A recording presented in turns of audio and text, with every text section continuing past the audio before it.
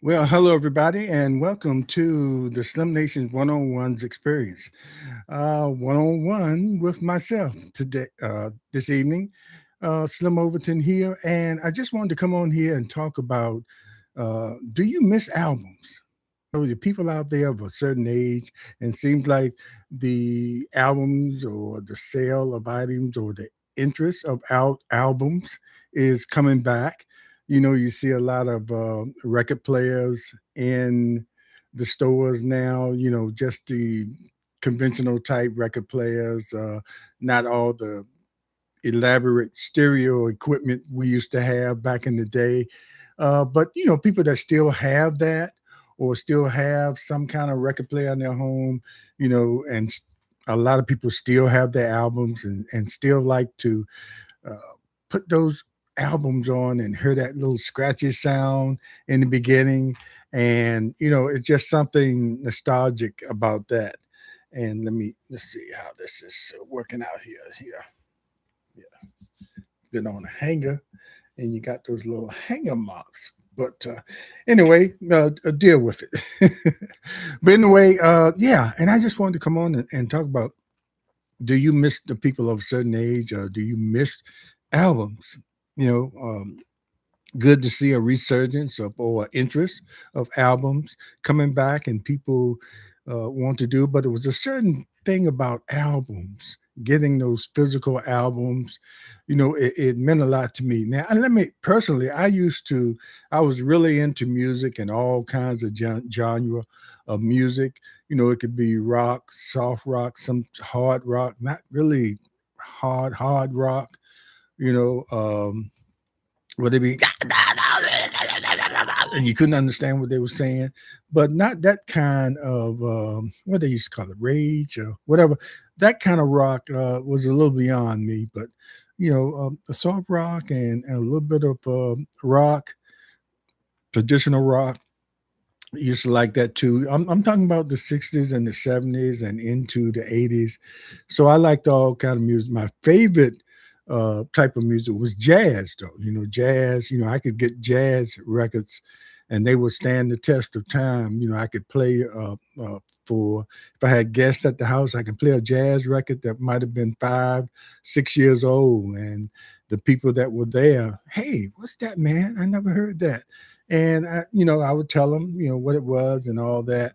And if they had the nerve to sit there, I would also tell them a little history about the artist and the song and everything like that if they wanted to hear it. But sometime it would automatically come out. And the reason I would know that, oh, let me get back to the different types of music I had. The jazz was my favorite, but R&B, of course, grew up on that more so. But jazz was being played in the house with my parents, way back there. You're not going to know some of these names, but some people might. Bill Doggett. uh, Earl Grant, he used to play an organ, and of course Count Basie and all those people that from back, maybe the 40s and 50s. But my parents had those kind of records in the house, so I was kind of listening to that early jazz, but grew up on the Motown sound and R&B. And as I got older into high school, it was more of strictly R&B because of the radio stations we listened to, the black radio stations. That's what they played, and that's what we exposed to as young kids. And the Delphonics, those slow songs that spoke for you. If you knew a girl and you didn't have the words to say, you just put on that record and say, "This is how I feel," and let the Delphonics open up the whatever they opened up for you. And other groups that, and then it was one period there with those slow jams, because every party you went to, most of the party was spent on playing those slow records, so you could get close to the girl and slow drag, as we just call it. I don't think you see many people doing that now. And of course, the hand dance was popular then and still popular now. You see, still see hand dance competitions, usually of an older crowd, but you see a younger and younger crowd kind of picking it up, along with the line dancing, which is the thing to do now because you can go somewhere and line dance and don't even have to have a partner. So you don't have to worry about that. Back in the day, it was you kind of had to have a partner or you had to brave asking um, a girl. Sometimes you didn't know, a lot of times you did know. Could you, would you like to dance? And it would be yes or no. Embarrassing sometimes she said no, especially if you walked all the way across the room to ask this girl to dance and everybody else was already dancing, slow dragging, and you walked all the way across the room and asked her, and she said, "No, thank you." And then when you went back across the room, you saw somebody else come up and ask her, and she immediately hops up and dance with him. It was a matter of choice then, but kind of embarrassing. But you just took those chances, and that was the dance. But getting back to the albums, the reason I like, and when I bought albums, I was so much into music, I would wait till payday. And one of the things, what they say, payday, you pay yourself. I didn't quite understand what that meant. Paying myself to me was going out and buying 4 or 5, sometimes 6 albums at a time. I could not go in a store and buy just one album. It would not satisfy my need for music just buying that one album. And I created quite a collection of albums, which I still have today. And occasionally I play. Uh, I'm gonna start doing it more now. I play them on my record player. But before I had the sound system, I had to, the setup, the whole thing, the turntable, uh, all the gadgets that went along, and each piece that we had for our instrumentation, our why can I say our stereo setup was a separate piece, and the more you had to go along with that turntable, the more you could do, or the better the sounds you could make. And then you had to have the huge speakers, and now speakers can be this big and put out the same amount of sound. That's technology now. But the reason I wanted to talk about the albums, and some of you all might agree with me, you know, and this happens to be an album by Isaac Hayes, um, called Chocolate Chip, one of his many albums. But I brought this one out because one of the things I would do, the first thing I would do when I bought all those albums, and it was usually right after work or right after I got paid, and I would get the albums, and this was after college, and one thing about college, college expanded my love for different types of music, and that's when I really got into the rock, the soft rock, and well, not really. Early in high school, got into that too because I mentioned about the black radio stations that we listened to all week and on Saturdays in the barbershop. But on Sundays, all the black stations we had, I think we had two, the black stations we had, they were dedicated to gospel all day, which was a good thing. All day gospel on those black radio stations. They could not ignore gospel, which is was something on Sundays that's what you listen to. So if you didn't want to listen to the gospel on Sundays, and if you weren't, some households that was the rule. But some places, or if you were driving in, you go in your car, and you could turn to the white stations, and they played some of the people, the Temptations or something like that. That time in the '60s, that might have been well known, but mostly it was white rock music or soft rock music, um, and that's why we got kind of familiar with that type of music because on Sundays that's what we had to listen to. And as I got to college, I was exposed to a lot of other different groups. Then I said, "Oh, that's not bad." At one time we thought it was just the Beatles because they were so popular when they came over in the '60s.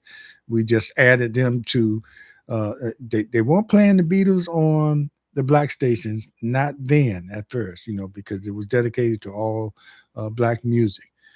Unless you had one of those blue-eyed soul buds, the Righteous Brothers, they used to play on the black stations because for a while you didn't know that these guys were white when they were singing their songs. The Righteous Brothers, "You Lost That Love, the Feeling," and "Unchained Melody," so uh, it was very few during those times that were played on the black station that were white artists, but they had a very soulful sound, and they had to really have a soulful sound to get played at that time. As time went on, then you saw a lot more.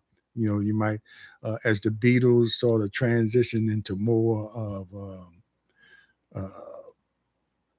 a more meaningful music or records that they made with the words that they put in their songs. You would hear that on the black stations too. But anyway, but before that, it was all black, and you had to. But we were exposed to other music, especially by watching TV. Ed Sullivan, because very seldom it was black artists on there, so we had to watch what was available. But getting back to albums, the reason I used to like to get the albums, I would come home immediately and put on one of them, and I would listen to the albums from both sides, when I first got them. But while I was listening, I would open all the other ones, and a lot of the albums, you could open them up, and they had either the words to it or they had some information on the artist or the group or the making of the album, and they also always recognize the background vocals on the album. The engineer got credit. The people who mixed it, special thanks to everybody, and might be special guests. They by name mention all the uh, instrumentalists, the bass player, the horn section, and it was just great to know all these people, and it just gave you a sense of knowledge of the album and the record and the artist if you didn't know that much about them, and plus having the words to sometimes just listening to the albums you would miss some of the words, or the music would be good enough where you wouldn't even pay attention to the words, and sometimes those records had some pretty strong messages with them, and it might have been years later when you really listen to the words as opposed to the music that went along with it that attracted you. But this was the back of the album. It was called Chocolate Chip because they had a bowl of chocolate chips. So the albums, usually were pretty expressive. The album covers, that is, were pretty expressive, and it was just really nice to be able to read those albums. And I think when they turned to CDs, they would also put um, some of the information, but they didn't always have, and the information was a lot smaller and harder to read, but didn't always have all the information like the albums might have, like a group like War. Now, this is War, one of their many albums. And this was called Life is So Strange, one of their albums. And let's see what was on there. I guess this is one of those albums that didn't have a lot of hits on it.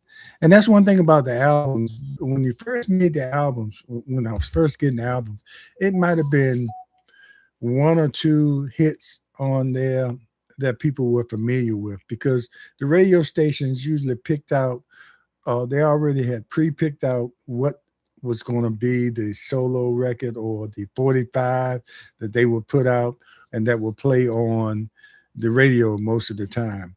And a lot of times, a lot of the records that were on the albums got missed because if you didn't listen, some people would buy the albums, you just played the two or maybe three records that were known to everybody and would miss out and wouldn't even play the rest of it to a point where they were actually listening to it. And I would listen to everything. So sometimes I know music from some of the albums or records that never were heard by the general public, and maybe later on they might have been released, and people would say, wow, that's a new album by War, but that record was on this album 3 years prior, and somebody else just discovered it and just started playing it. But oftentimes, it just stayed with the album, and unless you had the album, you didn't know, you missed out on some other uh, great music on that particular album. And one thing, the album, oh yeah, and a lot of times reading the albums, you got familiar with some of the people that were playing on the album. Now, I just showed you that War album, and I would look on the back and see who played, who was playing what. Sometime I would recognize the people, and sometime I wouldn't. But at least I knew who was on the horns, or you hear that solo and you say, I wonder who that was. And then you get familiar with that person, and later on you find out that this person went off on his own and made his own career. But you knew about him because I remember he used to play with War. And this guy Lee Oscar went out and did his own thing. He played the harmonica, and he started out with War. He was the guy who had a very important part with the War with his harmonica. Usually before that, you might hear harmonica, except for maybe on some blues records where they had really prominent harmonica players that was their specialty. But usually, if you heard the harmonica, and Stevie Wonder used it a lot because he played it. But you would hear it on certain songs, and it might be featured or it might be in the background. But War, Lee Oscar played a very prominent part on their early albums. And after a while, everybody knew that harmonica player. So Lee Oscar went off on his own. So if I didn't know that Lee Oscar played with War, when I'm going through the record store, sometime I would see albums I wasn't familiar with, and I would see. But when I saw Lee Oscar, I knew that was the guy that used to play with War, played the harmonica, and I bought that album. And sometime I would take a chance on the album. I would look at the album cover, which wasn't always an indication that it was going to be a good album. But I would look at the album cover that had a little bit to do with, and then I'd turn it over and see if I recognize anybody. And this is if I totally didn't know who the artist or the group was. But sometime I would be looking for something new to add to my collection. And most of the time, when I took a chance, because I read the liner notes, and that's what they used to call them on the album, the liner notes, and it told a little bit about the artist, and it might have said where they came from. Sometimes you're reading something and find out somebody was from Virginia or in an area close to you, and you just go ahead and take a chance. Well, I would take a chance on it. And I'd get home and find out it was a pretty good album.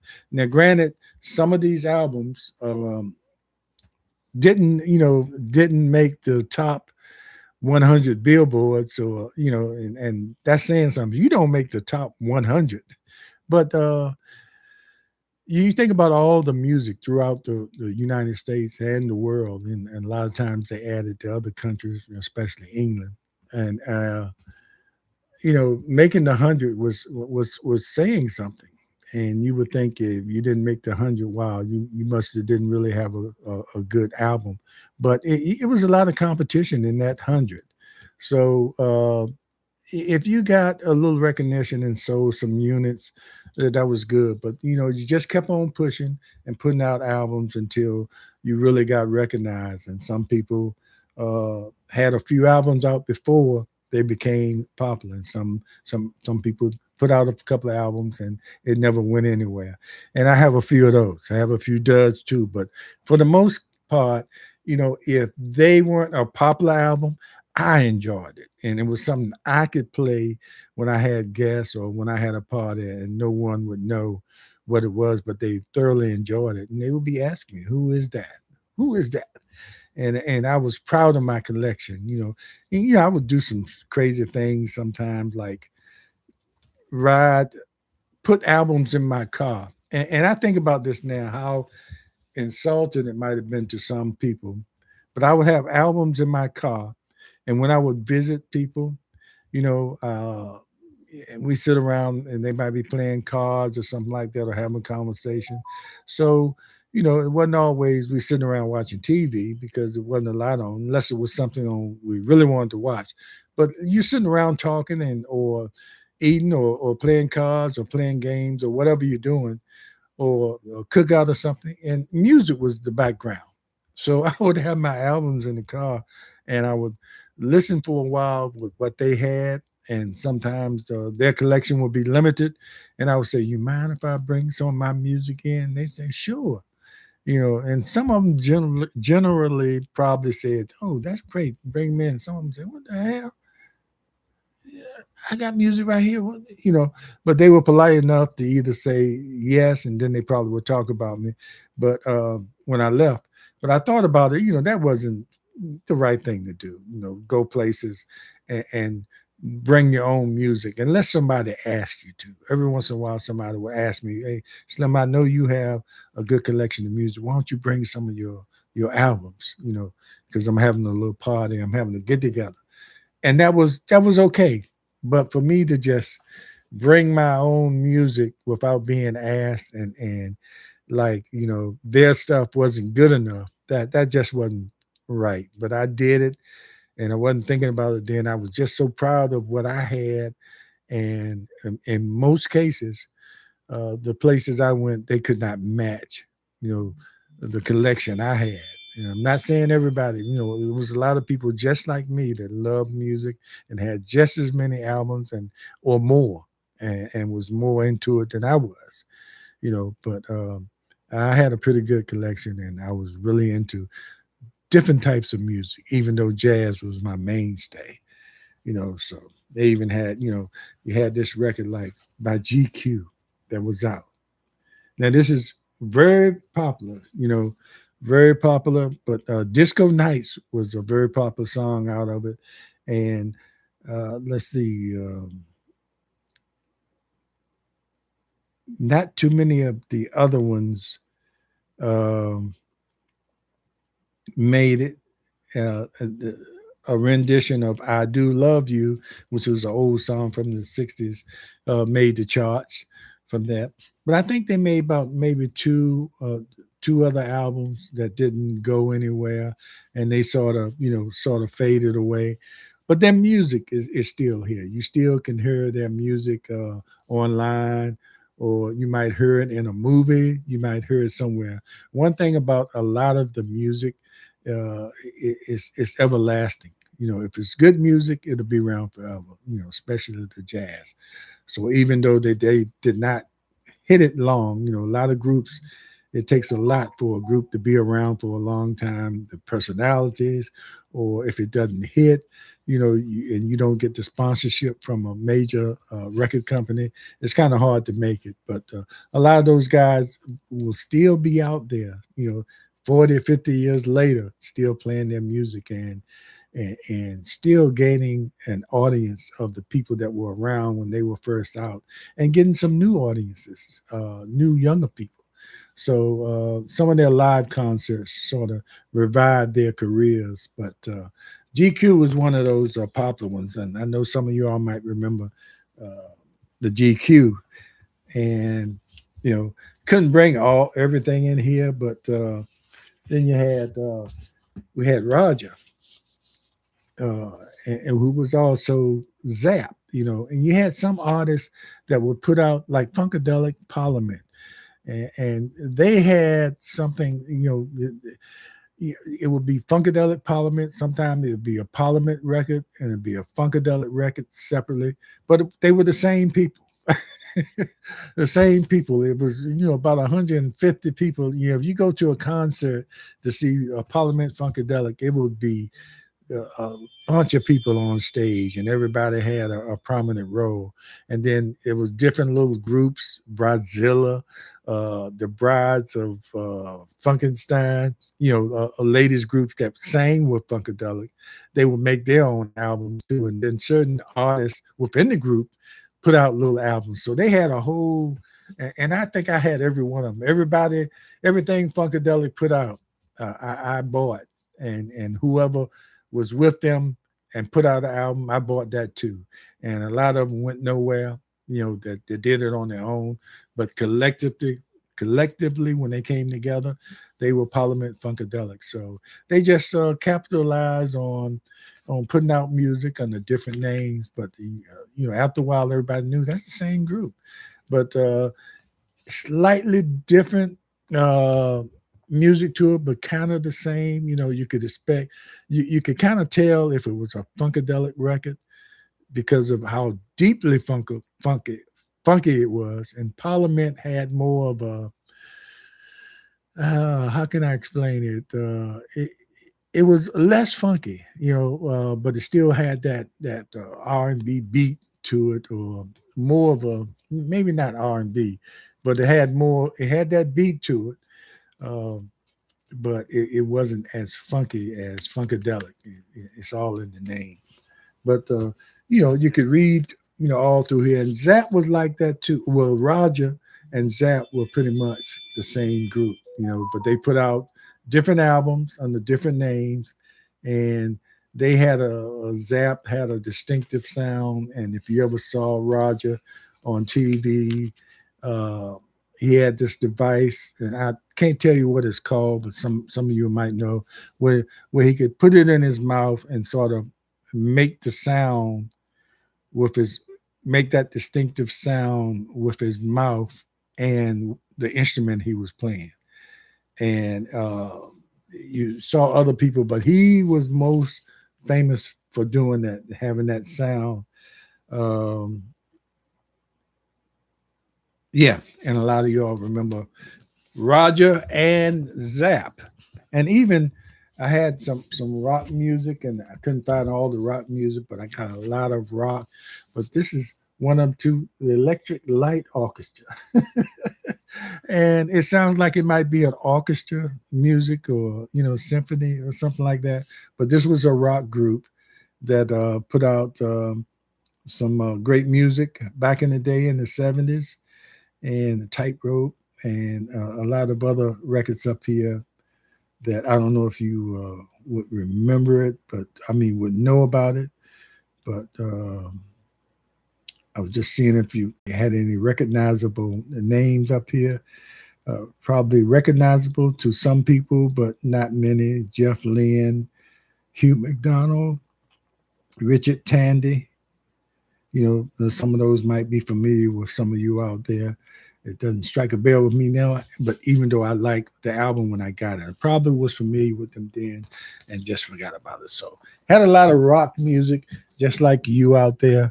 But one thing about having the albums too, and as I kind of finished this up, was the protest songs that were out during the 60s and the 70s. And a lot of things were going on where, like, it might hit the news and it'd be in the news cycle for a little while, but there were certain protest songs that uh, kept that information in our heads, and reminded us that something really happened. Take about that. If any of you heard about the Kent State massacre, Kent State University in Ohio, and it was a record out by Crosby, Stills, and Nash called Ohio, and it was about the protest. Students were protesting, and students were protesting a lot during the 70s and the 60s on the campuses throughout the United States. About some of the things that they saw that were injustices they saw, or whoever was the president caught it from the students. Most time the students didn't agree with anything the establishment was doing, and that's what they used to call them. So, and this was when the students on Kent State were protesting Nixon and the Vietnam War and his invasion on Cambodia, and along, and we didn't have any business being in Vietnam in the first place, which started way before Nixon, but he kind of continued it. He could have stopped it, but by that time we knew we couldn't win the conflict or the war, so we didn't know how to get out of it. We didn't want to back out of it as being the great United States. So we were still sending troops over there, still drafting young men, a lot of young black men early on in the 60s in the war. And then they found out they needed more, so they expanded out and when they started drafting everybody, then it became a real problem. And that's where you got all the protests. So these students were protesting the Vietnam War because we had no business there. And it's kind of similar to what's going on now as we going over to Iran and doing certain things. But that's another story, another time for discussion. We're going to see how this thing pans out. But these students were protesting, so the National Guard was sent in by Nixon. That sound familiar? Sending the National Guard in for students, or just sending the National Guard in to for something that shouldn't even be a National Guard issue. But they sent the National Guard in, and these were very inexperienced people. Most of the time, it was a part-time job for them to make a little extra money, and all they figured they had to do was do their weekend duty once a month and 2 weeks during the summer and collect a check, and that would be it. So, and I'm not putting down the National Guard. They provide a very important service when needed, but to be sent to college campuses uh, in uniform with loaded rifles because students were protesting the Vietnam War was just as crazy as they've been sent into our cities, and later on ICE being sent in. But going back to the 60s and the 70s, when they went there, those inexperienced National Guardsmen fired on those students, killed 4 of them, wounded many. And that's where the song came from, Ohio, from Crosby, Stills, and Nash, later also recorded by the Isley Brothers. A sad song, but it really describes what exactly happened, the whole story of what happened. And 4 dead in Ohio is a part of the wording to that song, which people can hear about that. I saw somebody on a video, a young lady on the video, listening to the version by Crosby, Stills, and Nash. And one of the comments she made, she said, "Well, see, this is something I did not see in my history books when I was coming up." And she wasn't born when that happened, but all through history, she was surprised that she did not hear about this story, because that's a significant story.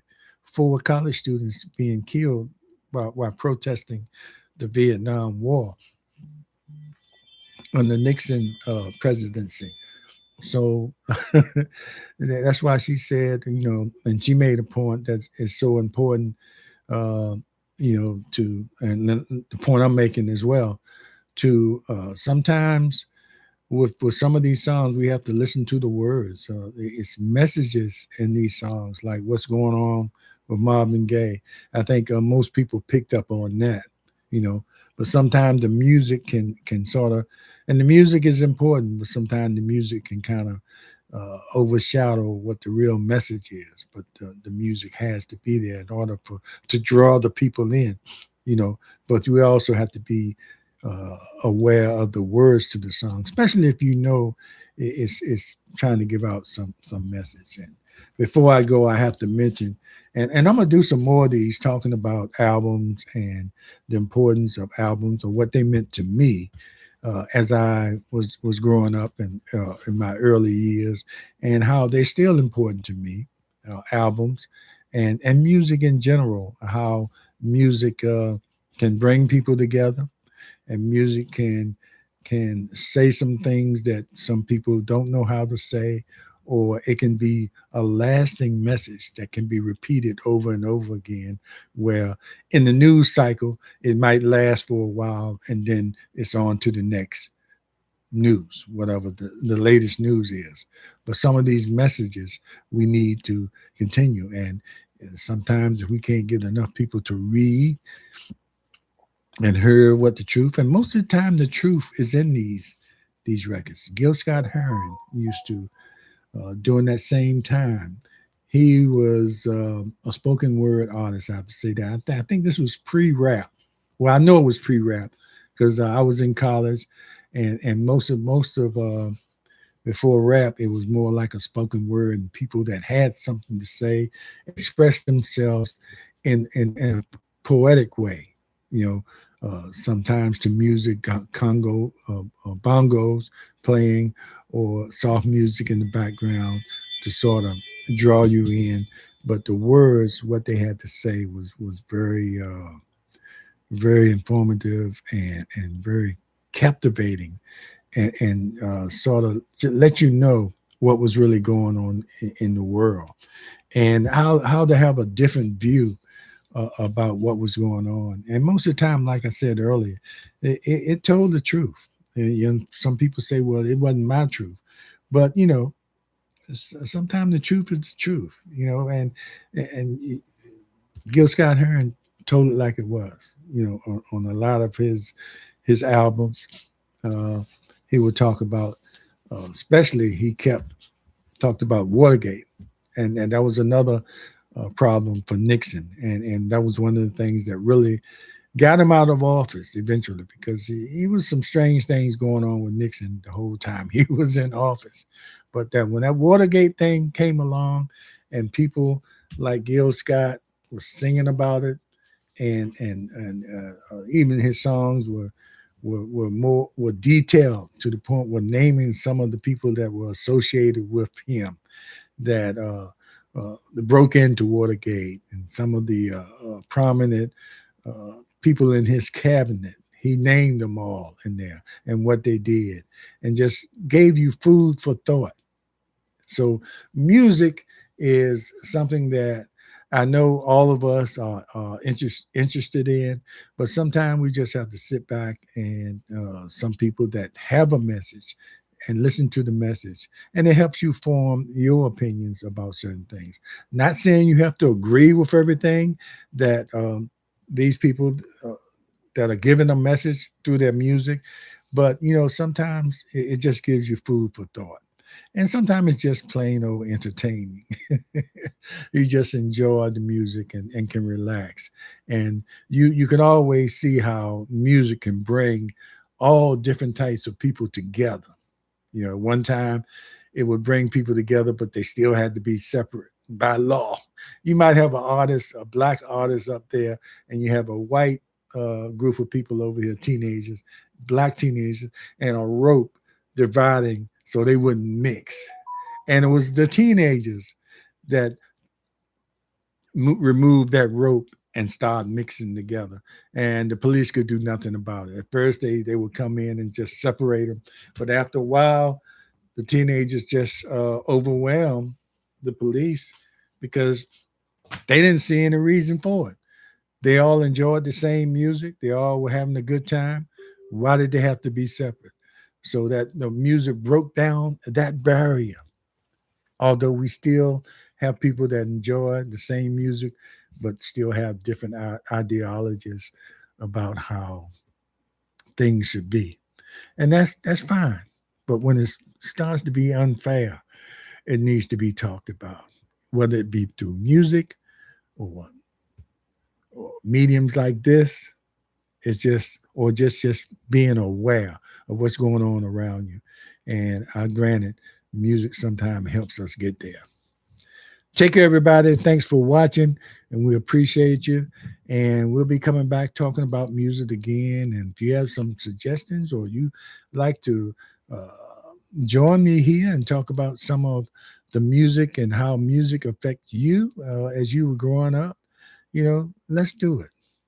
Let's have a conversation here on the Slim Nation One-on-Ones experience. We'll see you next time, next week sometime. We'll be here Monday morning with City Talk with Slim. Don't have a guest, but I'll be on here for a short while, just talking a little bit about some things that are going on in our cities, and tell you about who our next guest will be on City Talk with Slim. And we'll be coming back with some more one-on-ones, the Slim Nation one-on-ones experiences with guests that we haven't lined up. And of course, make sure you watch Portsmouth Coffee Talk on Monday evenings at 7 p.m.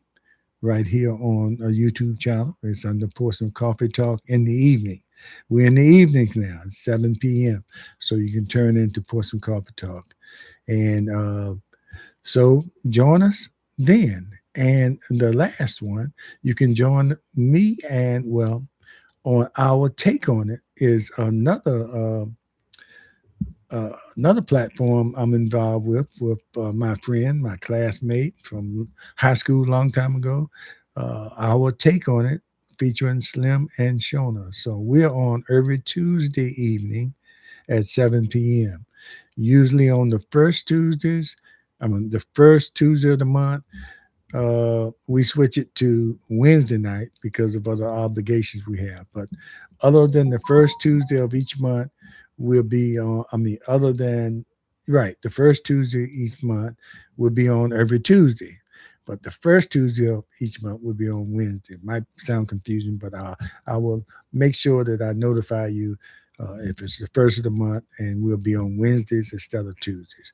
But be sure to check us out on our take on it, featuring Slim and Shona on our YouTube channel page. Our take on it, and make sure that if you haven't done it, please subscribe and like. If you've subscribed already, make sure each time you watch one of our videos, and it's a new video to you, make sure you hit that like button.